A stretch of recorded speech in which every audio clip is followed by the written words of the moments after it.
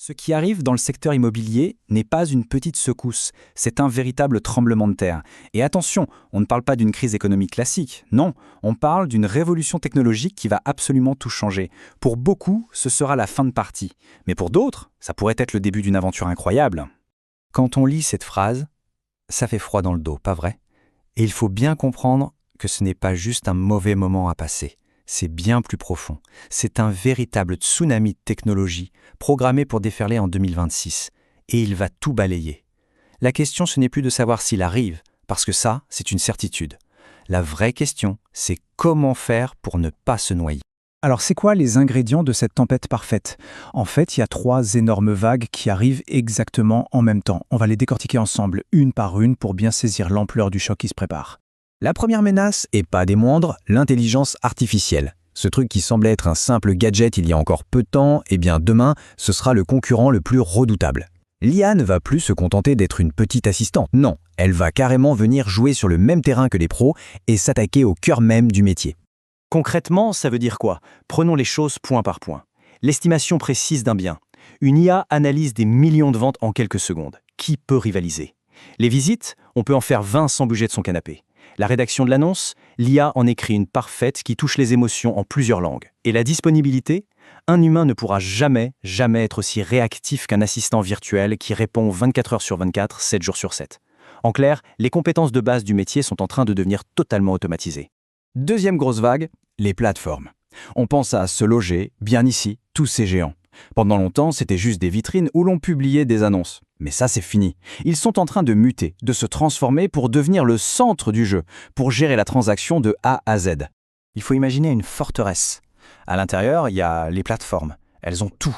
L'argent pour investir dans leur propre IA, toutes les données du marché et surtout la confiance du grand public. Les agents, eux, sont à l'extérieur. Et ces plateformes testent déjà des modèles d'agents virtuels qui pourraient complètement les contourner. La seule question, c'est de savoir quand elles vont ouvrir les vannes.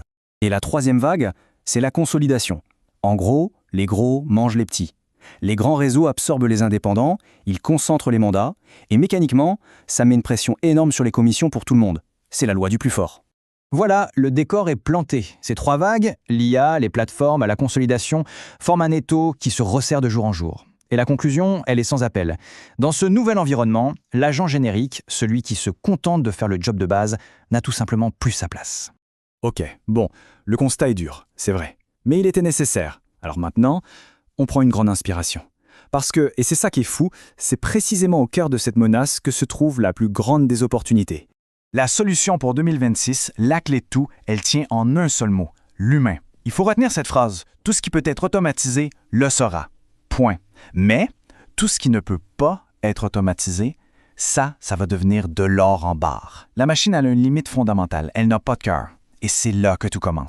Regardons bien la différence. D'un côté, l'IA. Elle estime une valeur, elle génère un texte, elle analyse des données. C'est froid, c'est factuel. Et de l'autre, il y a ce que seul un être humain peut faire, comprendre l'histoire et les souvenirs liés à une maison. Rassurer une famille qui s'endette pour la première fois. Partager la vraie vie d'un quartier, les bonnes adresses, les petits secrets. L'IA voit des murs, l'humain voit un foyer. La différence est là. Ces forces-là, elles sont impossibles à coder. L'empathie, la vraie. La capacité à tisser un lien de confiance. Le savoir-faire quand il faut négocier avec les émotions de chacun. Le réseau local, bâti pendant des années. Et bien sûr, une personnalité unique. En 2026, ce ne sont plus des compétences annexes. Non, ça, c'est le métier. C'est la seule proposition de valeur qui tiendra la route. C'est le rempart contre le tsunami.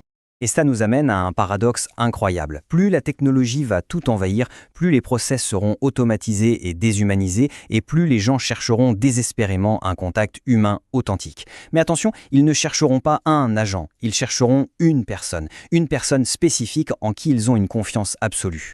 Alors, la question à la million, c'est comment faire pour devenir cette personne-là? Comment passer du statut d'agent interchangeable à celui de conseiller incontournable?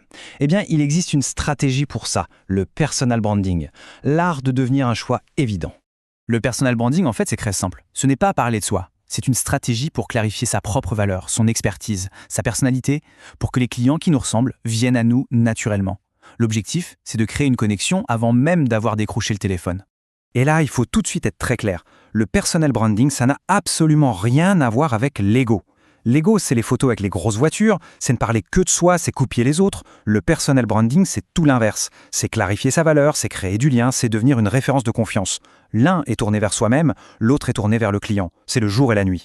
On arrive donc au moment de vérité, le point de décision pour 2026. Face à la vague, chaque professionnel de l'immobilier va devoir faire un choix fondamental. Soit on devient une marque, soit on reste un produit générique. Il n'y aura pas d'entre-deux. Les deux chemins sont là, noir sur blanc. D'un côté, le produit générique, interchangeable, en concurrence sur le prix, obligé de courir après les mandats et totalement à la merci de l'automatisation. C'est un combat perdu d'avance. De l'autre, la marque forte, irremplaçable, en compétition sur la confiance et qui attire naturellement les clients. C'est là que se trouve la sécurité et la valeur. Pour finir, il n'y a qu'une seule question à se poser. En 2026, quand une machine pourra faire tout le travail de base, à qui les gens choisiront-ils de confier le projet le plus important, le plus stressant de leur vie? À un algorithme ou à une personne? Une personne qu'ils connaissent, en qui ils ont confiance et dont la valeur est irremplaçable. La réponse est évidente. La seule question qui reste, c'est qui sera cette personne?